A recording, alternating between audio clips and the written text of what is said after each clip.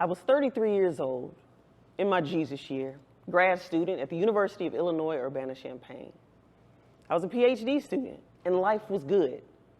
Yet I was 5 minutes away, not 5 minutes from my house, and I was on a bridge. I had just drank a whole bottle of Patron. I had bricks in my backpack. I had rope around my body. Just below me was 20 feet of water. I was ready to jump. How did I get here? I had just got out of a situationship. I was angry. I felt betrayed. I felt alone. I felt stupid.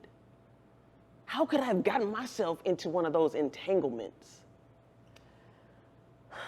I was depressed. And I went to church, and in those churches I had learned that I was supposed to forgive and forget, but I couldn't.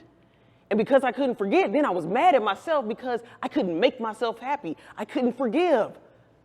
And then so I felt like a hypocrite because how am I teaching my students to believe in themselves and when life's challenges happen to them that, those are things that sets them up for something bigger and better.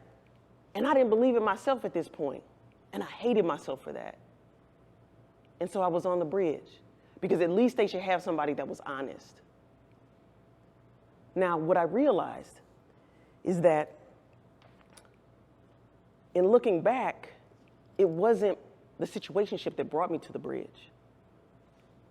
Instead, it was all of my hurt and harm and unhealed trauma.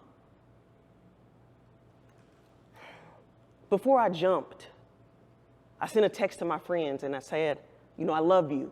And one of my friends who was concerned, she sent a message back saying, can we talk about this in the morning? And me with my own integrity having self, I was like, okay. So I got off the bridge and walked home. But what I learned is, after the bridge moment, my friends taught me that the power of presence, when people are present, they just listen to my story and they just let me cry. That's exactly what I needed. My therapist taught me that it was okay to feel my feelings because that's a part of the healing process. And my life coach taught me that love is a practice and it starts with self first.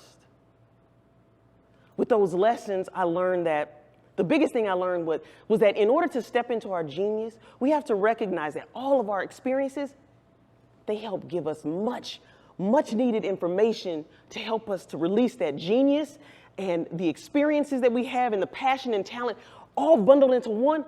That's our medicine, our gift for ourselves and the entire community. That's our genius. And that's what I help do. I help people to liberate that inner genius and realize your experiences, they play a role for the medicine for all of us.